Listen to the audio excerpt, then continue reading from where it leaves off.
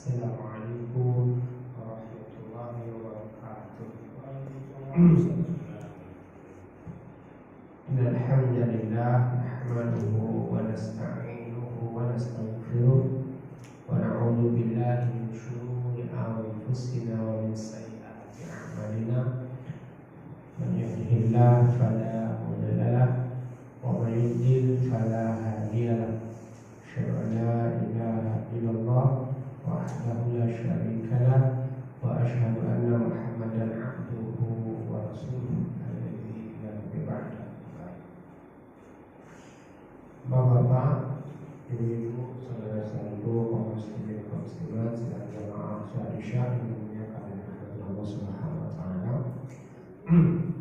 Alhamdulillah, di kesempatan malam hari yang berbahagia ini Allah Subhanahu wa taala kembali izinkan kita untuk berjumpa, bersua, bertemu dan berkumpul di salah satu rumah dari rumah Allah Subhanahu wa taala yang ini, yang kita tadi bersama mengerjakan salat Isya secara berjamaah, dan kita lanjutkan dengan sedikit sebelum kita menuju ke tempat tidur kita sedikit luangkan waktu kita untuk membahas tentang sirah jejak perjalanan dari Nabi kita yang mulia Muhammad SAW dalam mengembankan risalah langit yang ditugaskan Allah Subhanahu wa taala untuk menjadi utusannya, menyebarkan dan mengajarkannya kepada manusia, dan ini merupakan jalan keselamatan dan kebahagiaan mereka hidup di dunia dan kebahagiaan mereka pulang di akhirat nanti.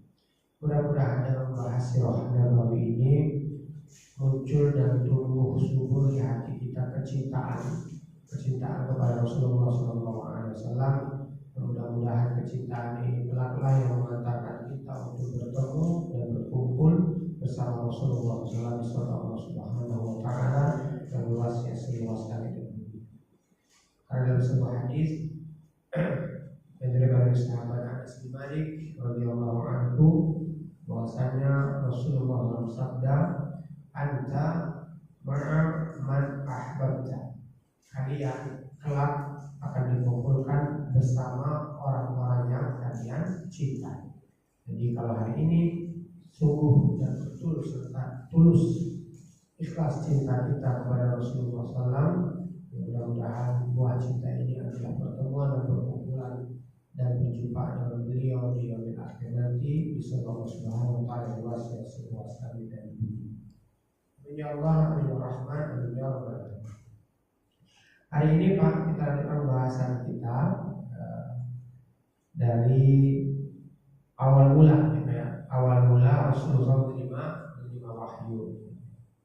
Nah, waktu itu Rasulullah menerima wahyu di gua Hira, ya Pak ya.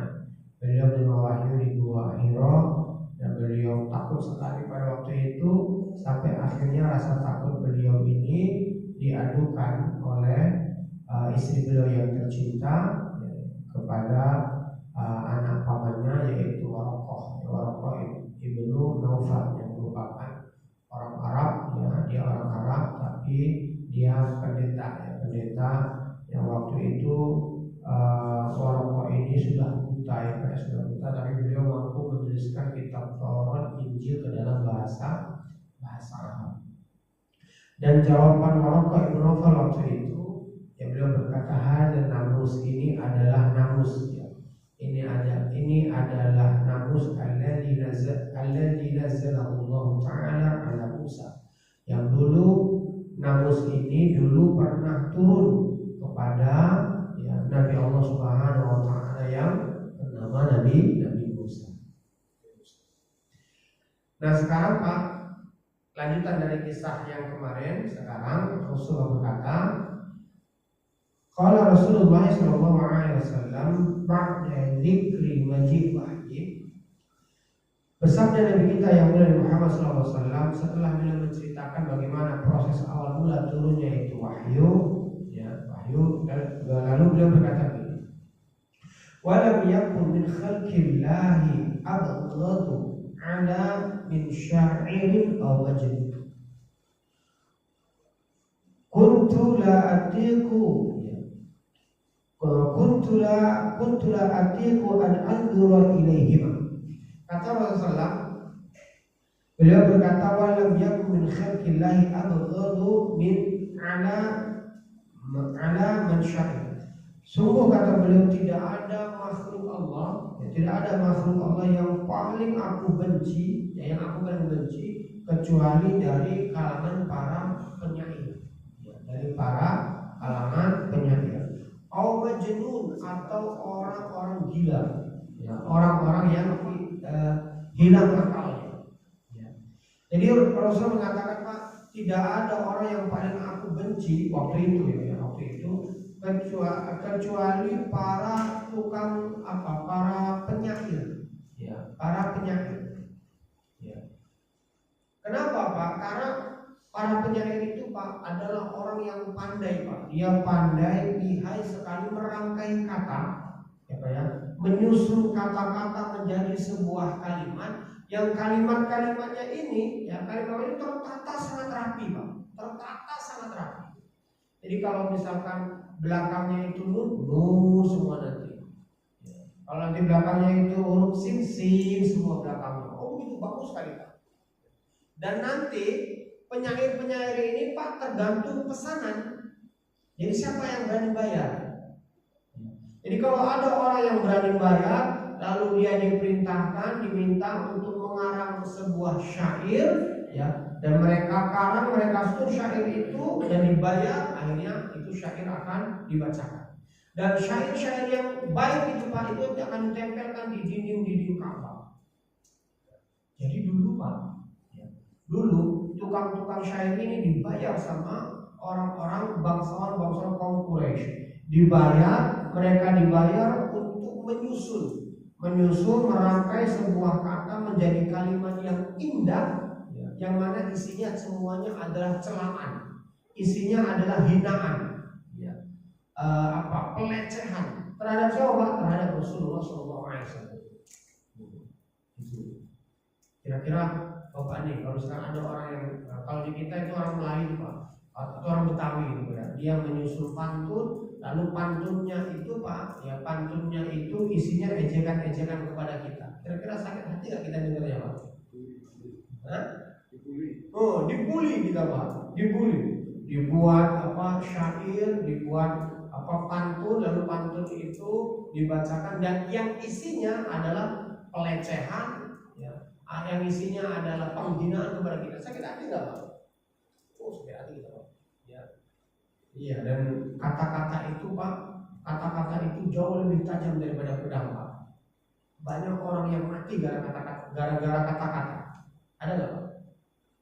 Ada nggak orang yang mati gara-gara kata, Pak? Banyak, Pak. Anak remaja sekarang, Pak, yang jiwa mereka itu labil, banyak yang mereka bunuh diri, Pak. Bunuh diri mengakhiri hidupnya hanya karena apa, Pak? Hanya karena dibully di media sosial. Iya, Pak. Saya kemarin mendapatkan klien dari orang anak Purwakarta, Pak. Anak Purwakarta, bapaknya kerja di Telkom. Itu, Pak, pindah sekolah sampai 3 kali pindah sekolah, Pak. Gara-gara apa, Pak?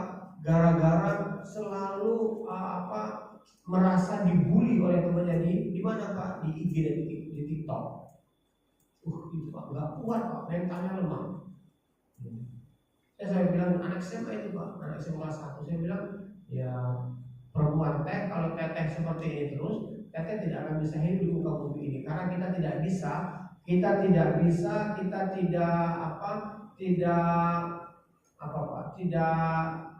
bisa menyuruh orang untuk berkata sebagaimana mau kita.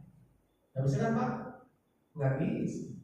Kita nggak bisa memerintahkan orang untuk berbuat sebagaimana yang kita minta. Nggak bisa. Siapa kita? Ya kan, Pak? Siapa kita? Itu nggak bisa. Akhirnya kita berikan penyadaran, Pak, kekuatan untuk menguatkan jiwa mereka. Ini semuanya sesuatu dari hal yang pasti akan dimanapun. Selama kita masih berinteraksi, bergaul, bertemu dengan manusia, maka hal seperti itu akan selalu kita jumpai. Pasti. Ya kan Pak? Pasti. Nah, Rasulullah gak senang Pak sama penyair-penyair ini Pak. Ya kenapa? Karena penyair-penyair ini ya emang mereka itu adalah orang-orang yang bisa dibayar ya, Pak. Orang-orang yang bisa dibayar, dan mereka adalah orang-orang yang istilahnya menyusun syair itu sesuai dengan pesanan. Jadi Rasulullah nggak suka. Majnun atau orang gila, ya, atau orang gila. Ya. Tapi sampai kata Rasulullah, kuntu la atiqu an anzura ilaihima. Sampai aku nggak mau kalau sampai berjumpa dengan yang dua orang ini, ya, dengan dua orang ini. Ya Rasulullah sangat tidak mau lagi sampai bertemu dengan kedua orang ini, para penyair atau para orang-orang gila. Qala, dan beliau berkata juga Pak, qultu inna ab'ada, sesungguhnya manusia yang paling aku jauhi, yaitu syairun aw majnun, yaitu para penyair atau para orang-orang gila. Illa tahaddatsa biha anni Quraisy abada. Dan orang-orang Quraisy itu kata Rasulullah selalu menyebut aku, menggelari aku sebagai tukang sihir atau majnun. Pak, perhatikan Pak. Dulu orang Quraisy itu Pak paling banter tuduhan mereka kepada Rasulullah apa itu Pak? Ya. Penyair atau apa? Majnun, orang gila. Ya, orang gila. Mereka tidak berani Pak, mereka tidak berani menuduh atau ngomong ya, Rasulullah SAW itu penipu, nggak berani Pak. Pembohong, nggak berani Pak. Kenapa nggak berani Pak? Itu dia Pak. Iya, karena dari dulu Rasulullah terkenal sebagai seorang orang yang bisa dipercaya, sampai beliau dapat gelar Al-Amin, orang yang dapat dipercaya. Jadi orang-orang kaum Quraisy itu nggak berani Pak menuduh Rasulullah, ini mah penipu. Kalau kita sekarang ini Pak, Bapak jujur deh. Kalau ada orang ngaku sebagai nabi, Pak, ya dia ngaku sebagai utusan Allah, kira-kira Bapak percaya nggak Pak? Kira-kira apa yang Bapak katakan Pak? Dajjal itu Pak, gitu Pak ya. Dajjal itu pembohong, gitu kan Pak? Iya, pembohong itu penipu itu. Ya, itu mah orang-orang dunia aja itu. Itu kan Pak? Pasti kita langsung nuduh itu mah Dajjal, itu mah penipu, pembohong. Langsung kita nuduh gitu Pak. Ya. Dan dulu orang-orang kafir Quraisy gak berani ngomong begitu kepada Rasulullah. Ketika Rasul mengklaim, aku mendapatkan wahyu risalah langit, aku diutus menjadi seorang rasul, dia akan menjadi seorang nabi, gak ada orang kaum Quraisy yang berani ngomong Muhammad itu bohong, penipu, gak ada Pak. Paling bilang mereka apa? Syairun atau majnun, tukang syair atau orang gila, ya orang gila. Nah itu Pak. Jadi dulu orang-orang kafir Quraisy dulu seperti itu. Iya. Sampai Pak gara-gara tuduhan seperti Pak Muhammad itu penyair, dia Muhammad itu orang yang gila, terkena sihir, sampai kata beliau Pak, ya sampai kata beliau la'amadanna ila haliqi minal jabal. Sampai kata Rasul, aku punya keinginan Pak, aku punya tekad untuk menaiki sebuah gunung. Ya naik ke puncak gunung, lalu kata beliau, fala atrahna nafsi minhu, fala aqtulannaha. Sampai aku berkeinginan naik ke puncak gunung, lalu aku melemparkan artinya terjun ke bawah agar aku mati saja. Nggak kuat Pak dibully, ya nggak kuat Pak sampai ngomongin orang gila, digelar sebagai penyair. Padahal Rasulullah paling benci sama apa? Paling benci sama penyair, paling nggak senang ketemu sama orang yang gila. Karena orang gila itu kan nggak ada hukumannya Pak ya. Ada hukumannya orang gila Pak? Nggak ada. Kalau ada orang gila melempar rumah kita, siapa yang Bapak tuntut? Orang gilanya tahu siapa ya Pak? Saya Bapak tuntut Pak? Paling keluarganya Pak ya. Keluarganya.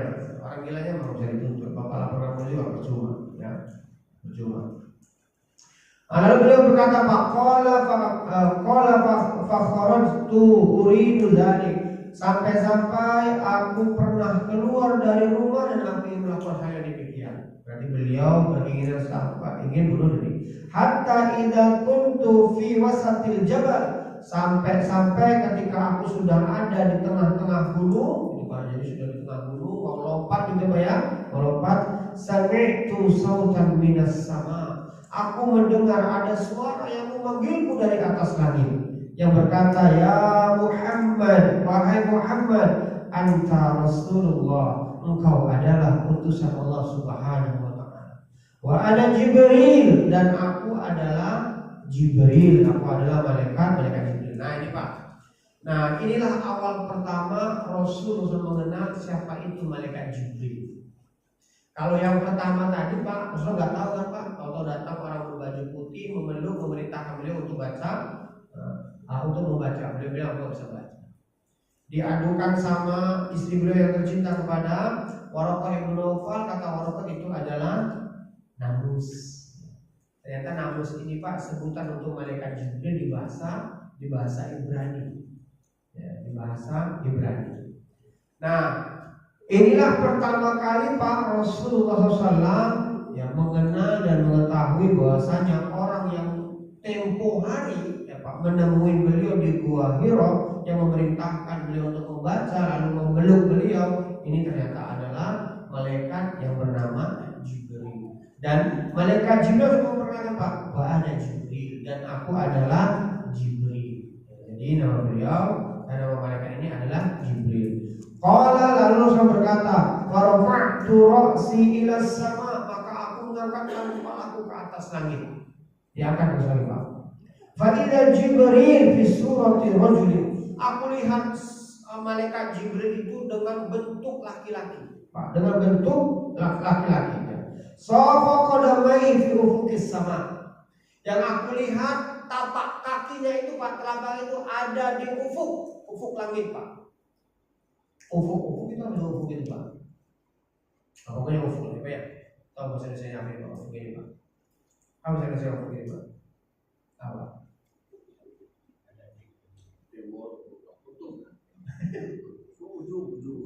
Ujung lah ya, ujungnya Pak ya. Nah ya.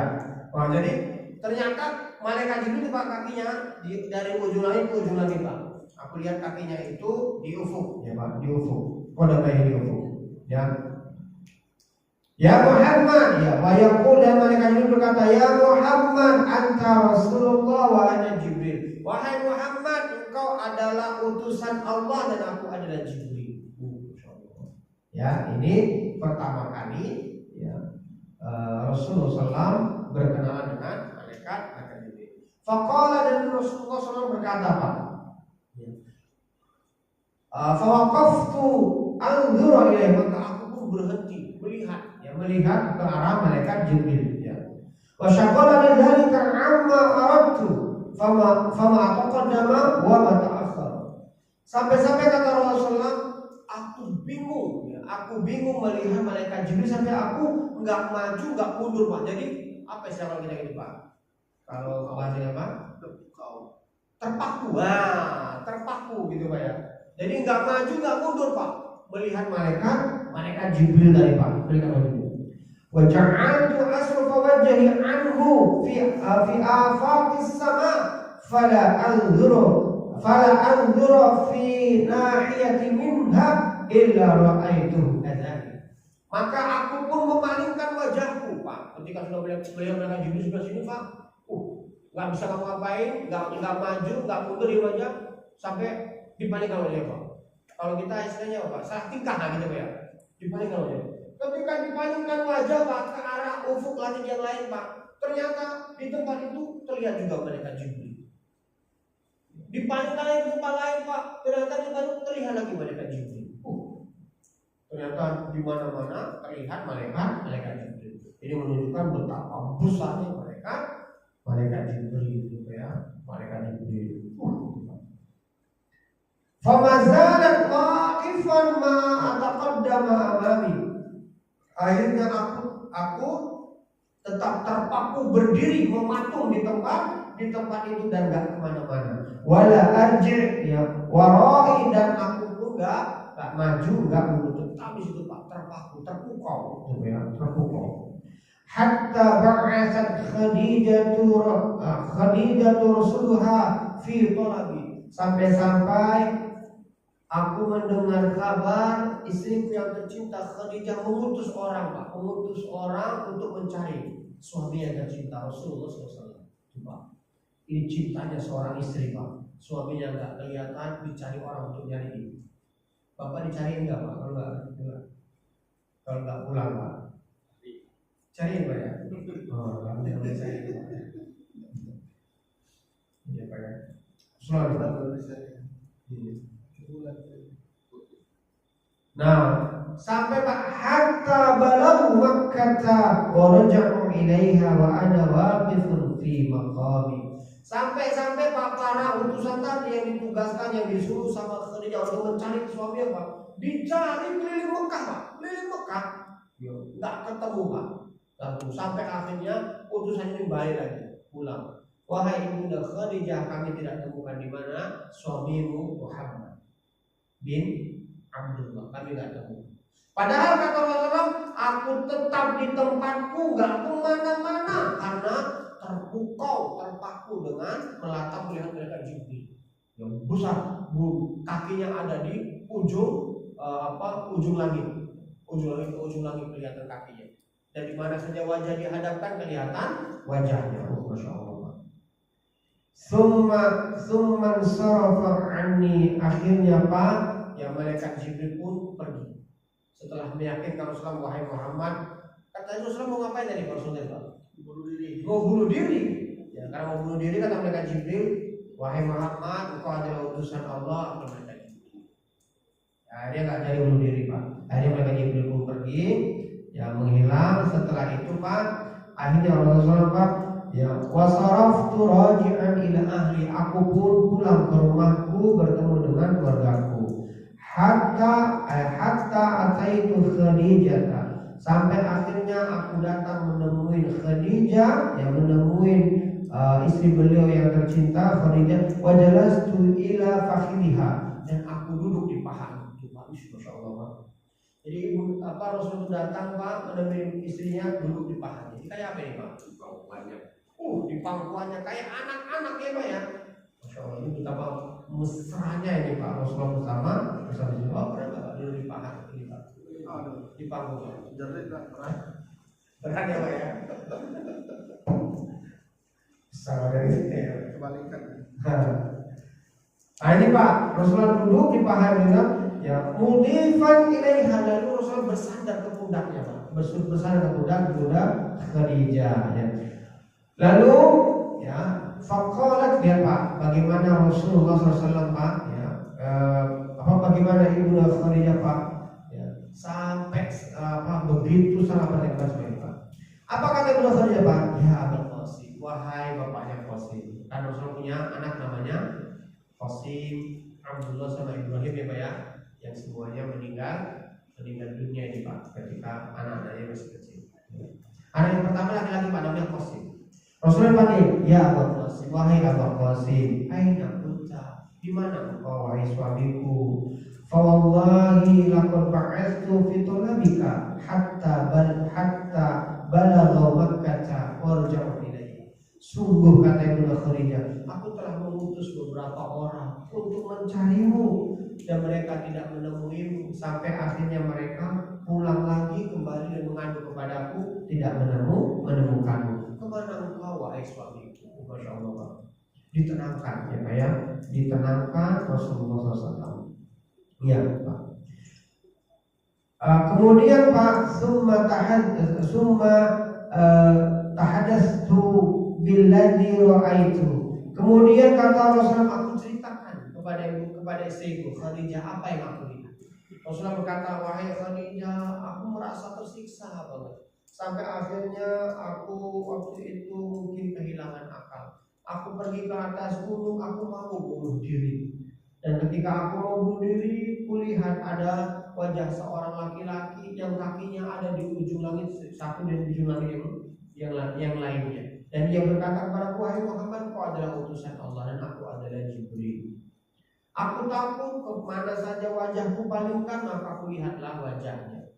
Ya, ke ufuk mana saja aku palingkan wajahku maka aku akan melihat wajahnya. Begitu Pak diceritakan sama Rasulullah SAW kepada istri yang tercinta Ibunda Khadijah. Lihat Pak, apa jawaban Ibunda Khadijah?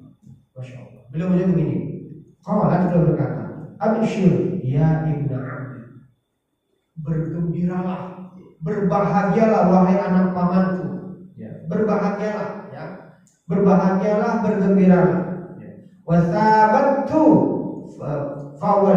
fawalladhi nafsi Khadijah biyadihi inni la arju an takuna nabiyyun hadhihi ummah. Kata Ibunda Khadijah, aku berharap demi nyawa Khadijah yang ada di tangannya, aku sangat berharap wahai suamiku, antakuna nabiyyu hadhihi ummah, engkau adalah nabi untuk umat ini. Engkau akan menjadi nabi untuk umat ini.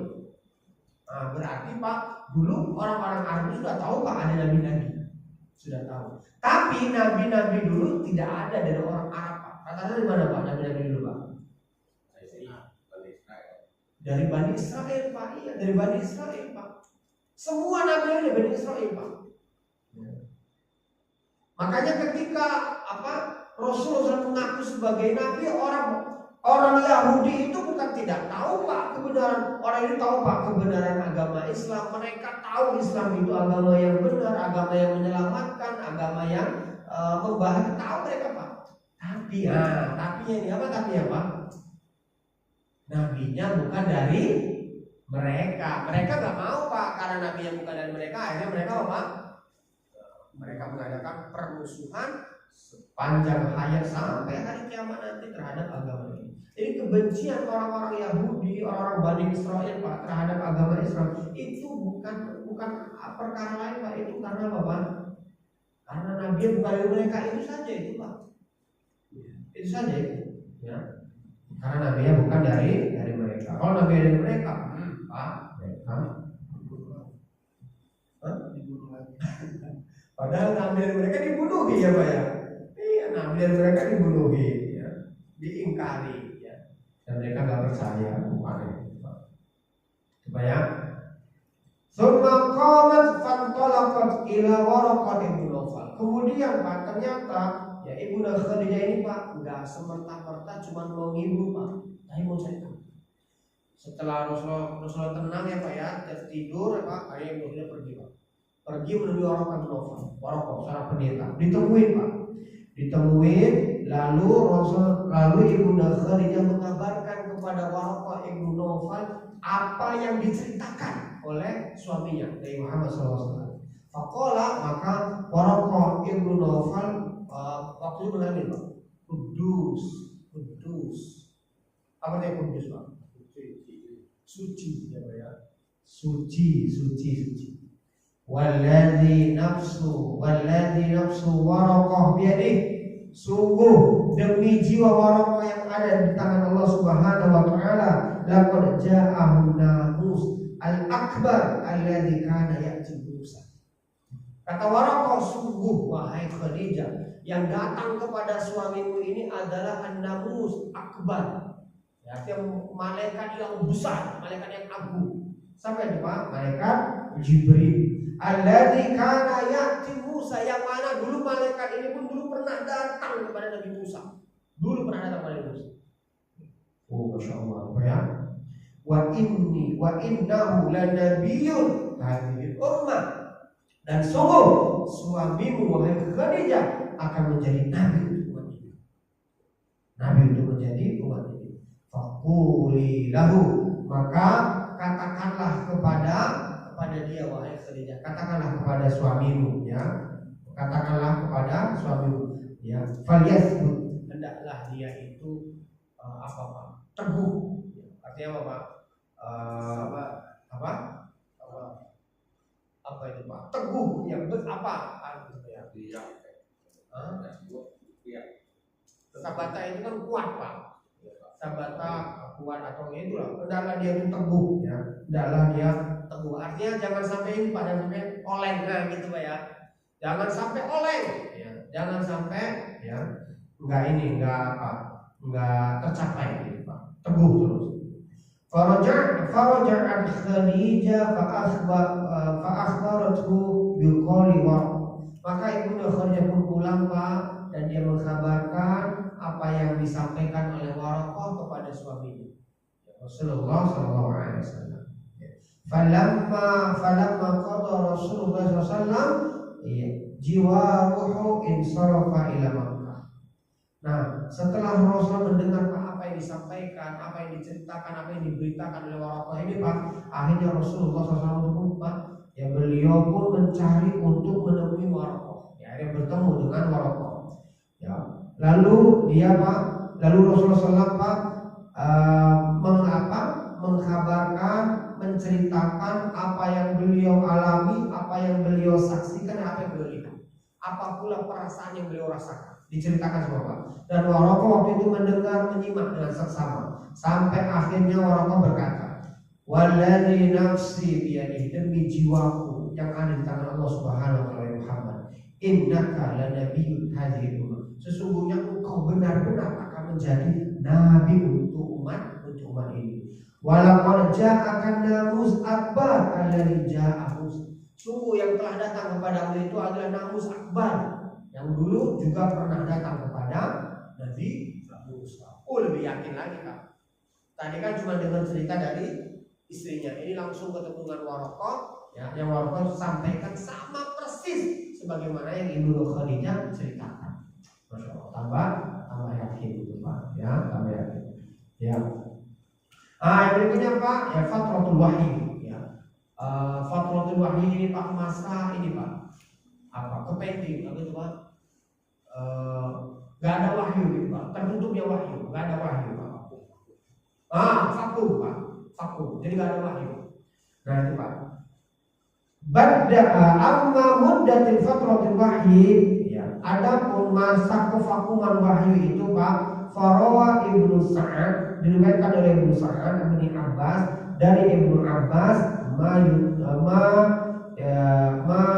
yufayyidu, dan apa yang dikuatkan Ibnu Abbas, annaha kanat ayam, ini hanya beberapa hari saja ya.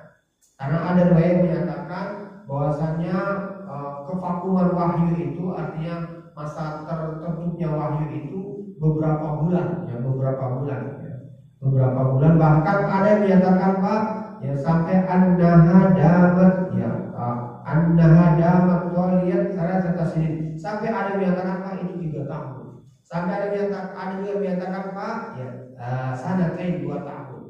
Tapi yang benar ya, paling benar kata Syekh adalah fala yasiku bihal, ini semuanya nggak benar, yang benar itu hanya ya annaha kanat ayyam, hanya beberapa hari saja Pak. Dan beberapa hari ini Pak ternyata menjadikan Rasul itu gundah Pak, gundah beberapa hari doang Pak ya. Kenapa? Ada rasa penasaran Pak ya, ada penantian, ada sesuatu yang ditunggu ya, tapi beberapa hari tidak datang ya Pak ya. Fatratul wahyi fatratan hatta hazana Nabi sallallahu alaihi wasallam. Masa kevakuman wahyu ini Pak membuat Rasulullah sallallahu alaihi wasallam itu merasa sedih. Beliau gundah, sedih Pak, kepikiran. Fima balagna haznan ada, sebagaimana kesedihan yang kita rasakan. Ya, misalkan Pak, ada keluarga kita meninggal dunia, kita menangis, sedih, terharu, gitu kan Pak ya. Itulah rasa yang kita rasakan. Misalkan kita punya ini Pak, kita punya mobil kita itu hilang, ya mobil kita itu hilang, itu kita akan sedih Pak, kita akan sedih beberapa hari. Ya sama. Rasulullah begitu Pak, menunggu menanti datangnya wahyu, tak kunjung datang, sedih beliau Pak. Seperti ada yang hilang, ya. Seperti ada yang tidak dinanti, tidak ada datang. Sampai katanya Pak, ya. Sampai katanya kaita rabbi min ru'ul syawahil jabal, sampai aku ingin naik ke puncak atas gunung Pak, naik ke atas gunung sama Pak. Kullama aufa ya, dan tak kala aku sudah sampai di puncak gunung ya, lakai yalqi nafsu minhu ya badulahu Jibril.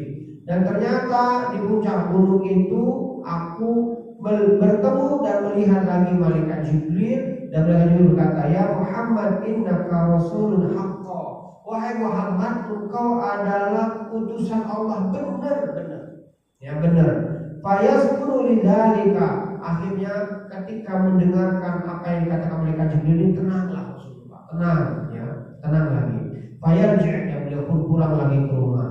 Faidah qalat alaihi fatwatul wahyi ghadan bimithli dzalik. Dan ternyata setelah itu masih lagi wahyu belum datang juga. Sama Pak, usulannya ingin naik ke atas gunung, ingin bunuh diri lagi Pak, ingin bunuh diri lagi, sampai akhirnya terdengar lagi malaikat Jibril yang berkata, bertemu dengan malaikat Jibril berkata, ya Muhammad innaka rasulullahi haqqa, wahai Muhammad kau adalah utusan Allah Subhanahu wa taala. Ini masa-masa ya, kevakuman wahyu Pak. Ini tersiksa ya, tersiksa. Nah, yang berikutnya Pak, Jibril yanzilu bil wahyi maratan tsaniyah. Akhirnya Jibril pun datang untuk kedua kali dan membawa wahyu. Nah, ini Pak. Yang pertama di Gua Hira, ini di malaikat Jibril datang untuk membawa wahyu. Dan kata Rasulullah Sallallahu Alaihi Wasallam, kata Rasulullah Sallallahu Alaihi Wasallam, Rasulullah Sallallahu Alaihi Wasallam itu, fabaina ana amshi, tak kala aku sedang berjalan, kata Rasulullah, sami'tu sautan minas sama, aku mendengar ada suara dari atas langit.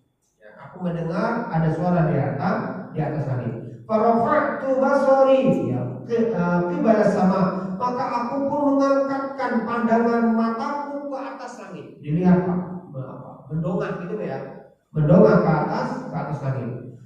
Fa'idha malakul ladzi ja'ani, dan ternyata itu adalah seorang malaikat yang pernah datang kepada malaikat Jibril ya, malaikat Jibril ya. Yang mana malaikat qa'idun ala kursi bainas samai wal ardh, yang mana malaikat Jibril ini Pak duduk di atas kursi di antara langit dan bumi. Berarti gantung apa ya? Melayang ya Pak. Melayang. Jadi malaikat Jibril duduk di atas kursi Pak di antara langit dan bumi. Nempel ke langit enggak, ya, nempel ke bumi juga enggak. Di antara langit dan bumi. Ya, dan ada di atas Rasulullah ya. Lalu setelah itu Pak, malaikat Jibril pun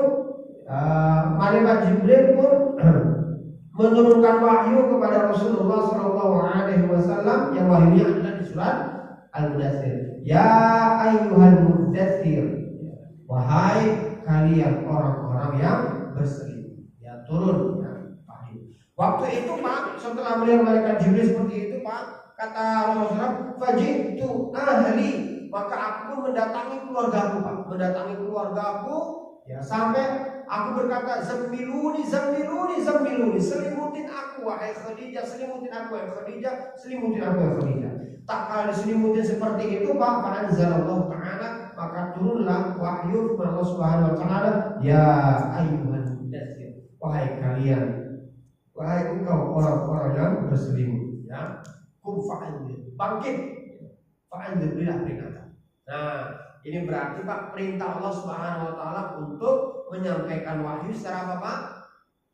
Terang-terangan. Tadinya bagaimana Pak menyampaikan wahyu Pak?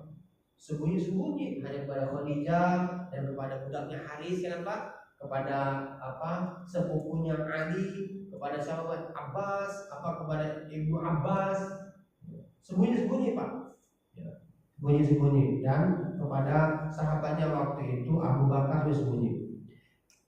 Ila qauli ta'ala, sampai Allah Subhanahu wa taala, fahjur summa hamil wahyi, ya, kemudian turunlah wahyu dengan sempurna dari surat Al-Mudaththir ini. Nah, ini Pak, ini wahyu yang kedua yang turun kepada Rasulullah SAW, yaitu di surat Al-Mudaththir ya, Al-Mudaththir.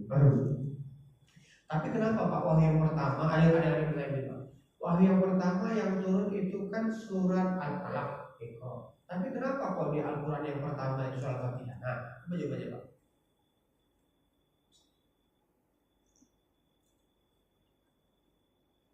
Kenapa gitu Pak? Kenapa?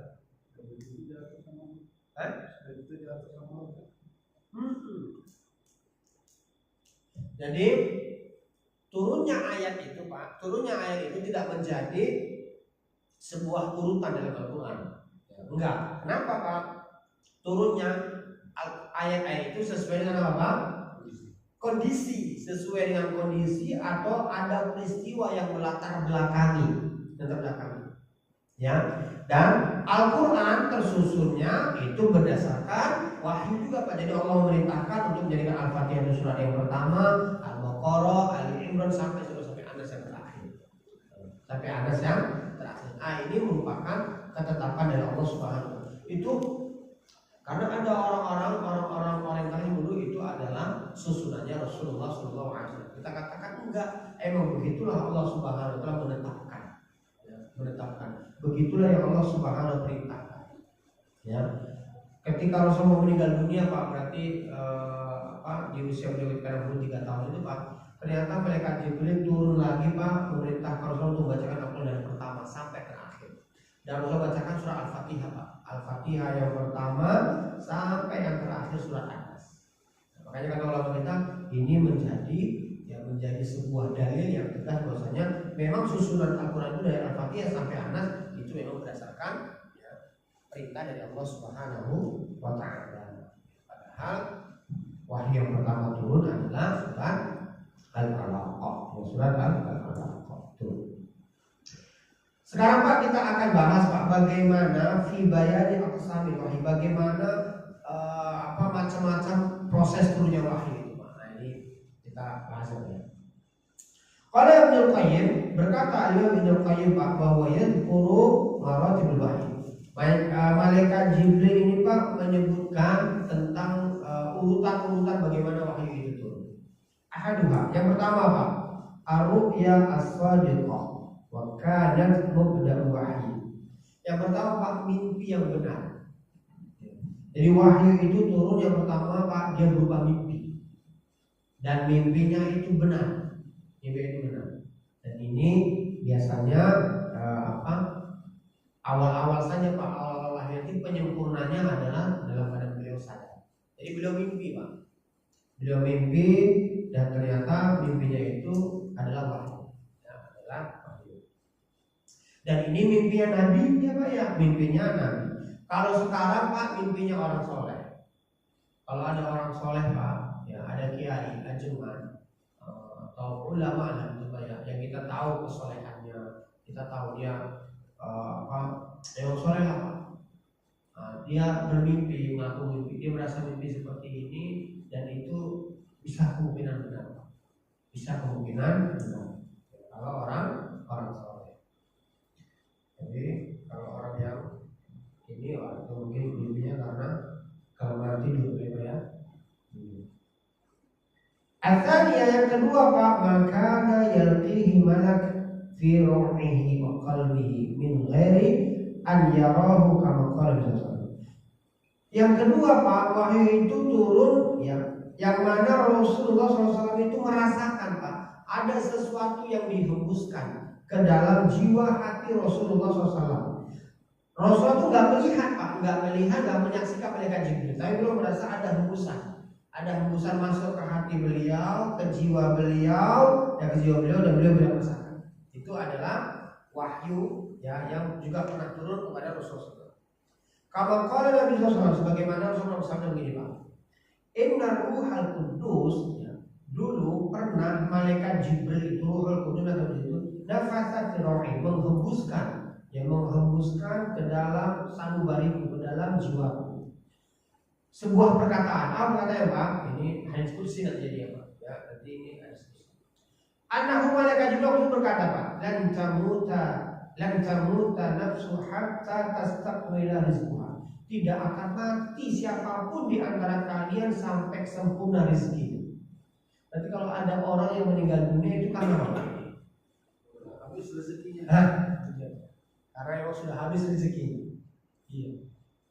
Semua Pak, dan tamuta hatta tastakmila rizqah. Tidak akan mati siapapun di antara kita Pak, sampai Allah sudah sempurnakan rezeki kita. Pasti Pak. Jadi kalau ada orang yang meninggal dunia, itu sudah habis rezekinya. Segitu toh rezeki yang Allah jatahkan untuk dia. Ya Pak. Fattakullah, maka oleh karena itu bertakwalah kan kepada Allah Subhanahu wa taala. Wa ajmilu fit talab, dan perhatikan, perbaikilah cara kalian mencari rezeki itu. Ya. Perbaiki cara mencari rezeki. Wala yahmilnakum, ya. Istibta'a rizqi ala ayat tulubu ma'siyatillahi ta'ala. Jangan sampai kalian, ya, karena merasa rezeki itu lambat datang kepada kalian, akhirnya kalian mencari dari jalan dengan jalan bermaksiat kepada Allah. Apa maksudnya bermaksiat kepada Allah?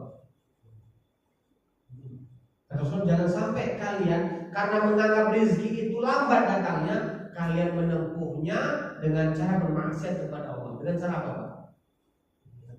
Apa? Pesugihan. Iya, Pak. Pesugihan. Iya. Rasa hidup kita mangini-gini wae Mas ya. Gitu ya. Jadi gimana? Ke Gunung Kidul. Nah, gitu Pak ya. Ayo cari pesugihan, Pak. Iya, bisa. Atau dengan cara apa, Pak? Merampok, mencuri, membunuh, korupsi, ngegarong, ya kan Pak? Itu kan semua Pak. Mereka merasa rezeki itu lambat datang kepada dia. Akhirnya dia tempuh, dia ingin mendapatkan dengan cara bermaksiat kepada Allah. Jangan. Ya, jangan. Kenapa Pak? Fa inna ma 'indallahi la yunalu illa bi ta'atihi. Karena apa saja yang ada di sisi Allah Subhanahu wa taala Pak, tidak akan pernah datang ya kepada kalian kecuali dengan cara mentaati. Yakin deh Pak? Tidak akan datang Pak, tidak akan datang ya Pak ya. Apa yang ada di sisi Allah Subhanahu wa taala kecuali dengan mentaati. Jadi ternyata kunci pembuka rezeki itu Pak adalah mentaati Allah. Nah, ini dulu pernah mau diwahyu begitu Pak. Jadi dirumuskan. Sudah Pak, sekarang jangan takut Pak. Orang mau ngiming-ngimingin apapun, kalau dari jalan yang harap katakan tidak Pak. Katakan tidak ya. Saya banyak lihat Pak, mama saya, saudara saya, sepupu saya, banyak Pak, menempuh mencari harta yang dia dari jalan Allah Subhanahu. Emang sesaat kaya Pak, kaya banget Pak. Ada sepupu saya, masya Allah Pak, kaya banget Pak. Ya. Waktu itu dia ini manajer dia manajer di sebuah perusahaan Pak, dan dia berada bagian GA Pak. Dan bagian GA itu hubungannya sama siapa? Hubungannya Pak, bagian GA itu hubungannya sama siapa? GA bukan sama Pak, sama Limba, sama Madura hubungannya ya. Masya Allah, dia diberikan versi sama Maduranya waktu itu Pak, tahun 2000 Pak. Ya saya masih kerja ya. Dari diberikan versi, dibangunkan rumah Pak di rumah yang gede, anaknya ulang tahun di hotel, pokoknya mewah-mewahan Pak. Karena dia manajer penanggung jawab bagian sampah itu ya, bagian sampah. Berapa truk sampah itu yang keluar Pak? Ya, hitungannya cincai lah gitu ya. Cincai. Mau besi, mau apa, semua Pak. Mau mesin apa, kaya Pak. Tapi sebentar. Waktu itu tahun 2001 saya berhenti Pak, saya mondok waktu itu Pak, saya mondok 2002 saya berhenti, saya mondok Pak, mondok 2 tahun bisa. Begitu 2008 ya berarti 6 tahun ya, 2008 saya pulang ke Kerawang, dia masih di Jakarta, sudah jatuh Pak. Ya sebentar doang Pak, sebentar makanya jangan sampai kita hanya karena merasa rezeki itu lambat datangnya, akhirnya kita menempuh ingin mencarinya dengan cara bermaksiat Allah. Enggak akan bisa Pak, itu enggak lama ya, enggak akan lama. Kalaupun ada yang lama, pasti capek jiwanya Pak ya, untuk membuat kamuflase sana sini, rekayasa sana sini dan lain sebagainya. Yang kedua Pak, yang ketiga yang ketiga Pak, anak muka anak sallallahu alaihi wasallam ya kana yatamassalu lahu malak rajulan. Proses dunia wahyu yang ketiga Pak, malaikat itu datang lalu berubah dia menjadi bentuk laki-laki ya. Fayukhatibuhu, dan dia berkata-kata dengan Rasulullah hatta ya'ni anhu ma yaqulu lahu, Sampai malaikat tadi bertanya kepada Rasulullah apa yang ingin dia tanyakan. Ini seperti hadis apa ini Pak? Bapak nanti kalau baca di hadis Arba'in Nawawi Pak, itu ada di hadis yang kedua Pak. Hadis yang kedua Pak, sahabat Umar bin Khattab pernah mengkabarkan ada seorang laki-laki ya Pak ya, yang pakai baju putih, rapi, rambutnya itu rambutnya itu bersih, tertata rapi Pak, rapi lagi Pak. La yusaru fil asal safar. Tidak terlihat dari dia, kata sahabat Umar bin Khattab Pak, tanda-tanda dia dari orang jauh. Ya, karena rambutnya rapi, Pak, ketiup angin rapi. Lalu dia duduk di samping Rasulullah, lalu dia berkata, "Ya Muhammad, akhbirni 'anil Islam." Wahai Muhammad, kabarkan aku tentang Islam. Disebutkan Rasulullah Islam itu adalah syahadat, menegakkan sholat, bayar zakat, puasa dan haji. Baru malaikat Jibril setelah berkata seperti itu, dia berkata, "Shadaqta, kau benar." Kata sahabat Umar bin Khattab, kami heran, dia bertanya tapi kok benerin gitu Pak. Dia bertanya benerin. Lalu tanya lagi Pak, "Akhbirni 'anil iman." Wahai Muhammad, kabarkan kepadaku tentang iman. Iman itu disebutkan Pak, rukun iman Pak, beriman kepada Allah, beriman kepada Rasulnya, kitab-kitabnya, malaikatnya, hari kiamat, dan beriman kepada takdir yang baik. Kata mereka tadi, "Shadaqta, kau benar." Lalu yang ketiga, "Akhbirni 'anil ihsan." Kabarkan kepada kami, kabarkan kepada kami apa itu ihsan. Ihsan itu an-ta'budallaha ka'annaka tarahu fa in lam takun tarahu fa innahu yarak. Ihsan itu kata Rasulullah, engkau menyembah Allah Subhanahu wa taala seakan-akan engkau melihatnya. Kalaupun engkau tidak mau melihatnya, yakinlah Allah yang melihat. Sedap tak benar lagi Pak. Lalu yang ketiga, yang keempat Pak, akhbirni 'anis sa'ah. Kabarkan aku tentang hari kiamat. Kata Rasulullah Pak, man mas'ulu 'anha a'lamu minas sa'il. Tidaklah yang bertanya tidaklah yang ditanya jauh lebih tahu daripada yang bertanya. Artinya engkau saja malaikat Jibril yang dekat dengan Allah, tempatmu di langit, gak tahu tentang kapan itu kiamat, apalagi aku. Lalu kata malaikat Jibril, "Ya akhbirni an alamatiha." Kalau begitu kabarkan kepadaku tentang tanda-tandanya hari kiamat itu. Nah, diceritakan Pak, apa saja tanda hari kiamat itu Pak? Bukan, di hadis itu bukan. Di hadis itu diterangkan Pak, kalau tanda hari kiamat itu Pak, kalau ada seorang pengembala, pengembala kambing miskin, tak bersendal, tapi berlomba-lomba membangun rumahnya yang besar. Artinya apa? Artinya orang miskin, tapi orientasinya dunia. Dia miskin Pak, pengembala kambing, tak bersendal, tapi ternyata sibuk bangun rumah, megah-megahan dengan rumah. Mau flexing, gitu ya. Itu ternyata ternyata berbesar-besaran, bermegah-megahan bangun rumah itu ternyata itu adalah hari kiamat. Tuh, yang kedua. Yang kedua Pak, antuladu ada seorang budak yang melahirkan majikannya. Apa maksudnya Pak? Ada seorang budak melahirkan majikannya. Apa maksudnya Pak? Bukan, maksudnya lahir anak dari budak perempuan yang ayahnya iya betul itu Pak, Masya Allah. Jadi ada budak perempuan Pak, budak perempuan ini dia nggak dimerdekakan Pak. Kan budak itu halal di ini Pak, boleh untuk dijimakin, boleh. Dijimakin sama majikannya Pak, akhirnya hamil, setelah hamil lahir anaknya jadi orang merdeka kan Pak? Iya, berarti anak ini jadi tuannya Pak. Ibunya budak, itu tanda hari kiamat. Berarti nanti Pak, di satu masa nanti Pak, berarti perbudakan itu akan datang lagi Pak. Satu masa itu perbudakan akan kembali lagi Pak, akan ada di perbudakan. Juga tanda hari kiamat, gitu ya. Dianggap budak kan TKW. Bukan cuma usaha itu. Iya kan. Orang-orang bahaya. Kan bebas. Iya.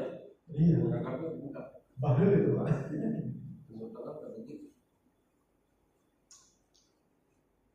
Nah itu Pak, kemudian turunnya wahyu ketiga. Ar-rabi'ah yang keempat Pak Menteri Wahyu, annahu kana ya'ti fi mithli silsilatil haram jaras. Model yang keempat ini Pak, ini Pak yang paling menyakitkan Pak. Jadi turunnya wahyu itu Pak seperti gemericiknya suara lonceng Pak. Itu Pak, itu berat banget, itu Rasulullah sampai tersisa Pak. Itu kalau Rasulullah naik unta Pak, untanya itu sampai keberatan Pak, sampai menderu, apa itu menderu gitu Pak. Jatuh terduduk gitu Pak, sampai terduduk. Ya, sampai dulu pernah Pak Rasulullah SAW itu Pak bersandar di sahabat Zaid. Ya, ada sahabat Zaid bin Thabit Pak. Ya Rasulullah SAW bersandar gitu Pak, sahabat Zaid itu di bawah, Rasulullah SAW bersandar. Ya, saya pegang punaknya gitu Pak, sandaran. Pas waktu itu turun wahyu Pak, yang wahyu itu turunnya seperti suara berbiji lonceng. Terus merasa berat bahwa sampai ditekan nih Pak, sampai saya bisa merasa tertekan Pak, ya tertekan dan merasa keberatan itu Pak, dan itu proses wahyu yang paling menyakitkan, ya yang paling menyakitkan yang dirasakan oleh Rasulullah Sallallahu Alaihi Wasallam. Al-khamisah yang kelima Pak, annahu yaral malak fi suratihi allati khalaqa 'alaiha. Yang kelima Pak, Rasulullah SAW melihat malaikat Jibril dalam bentuk aslinya. Ini surah An-Najm Pak. Ya, surah An-Najm itu Bapak baca ini Pak. Nah, ini Rasulullah SAW melihat malaikat Jibril bentuk aslinya, menyampaikan wahyu. Bentuk aslinya. Ya, bentuk aslinya. Yang kelima Pak, apa yang as-sadisah yang keenam Pak? Ya, ma auhallahu ta'ala ilaihi wa huwa fawqa samawati lailatul mi'raj min fardhis salati wa ghairiha.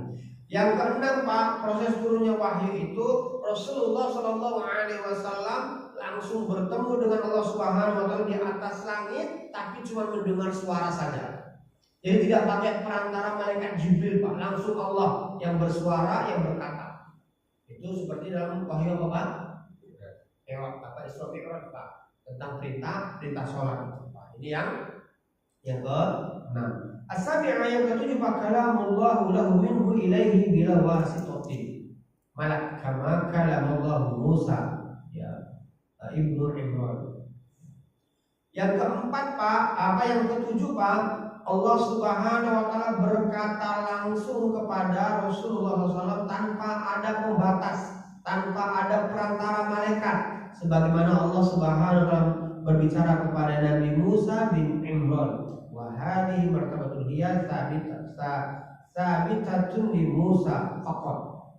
Tapi ini hanya proses yang pernah terjadi kepada Nabi Musa yang dijelaskan di dalam Al-Qur'an. Ya.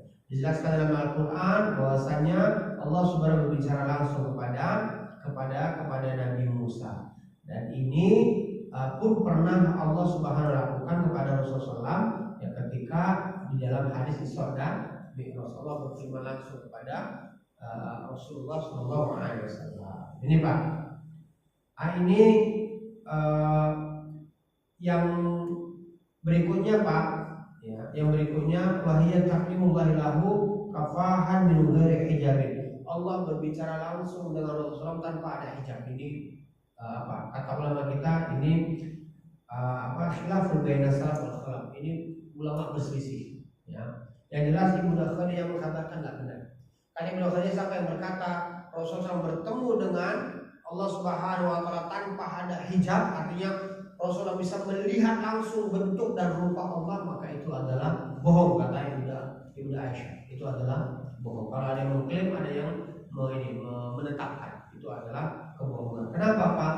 Karena Allah Subhanahu wa tidak akan bisa dilihat kecuali nanti di akhirat, yaitu di surga Allah Subhanahu wa taala.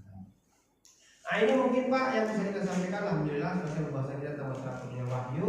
Besok kita akan bahas tentang amarul qiyami bidda'wati ilallahi ya, yaitu perintah untuk secara terbuka terang-terangan berdakwah ya agama Allah Subhanahu wa taala kepada orang-orang kafir Quraisy.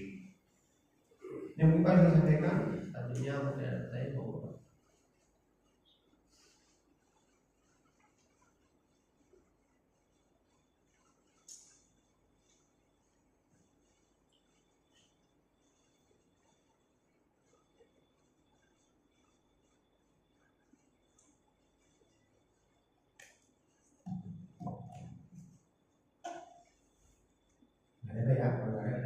subhanaka Allahumma wa bihamdika asyhadu an la ilaha illa anta astaghfiruka wa atubu ilaik. Assalamualaikum.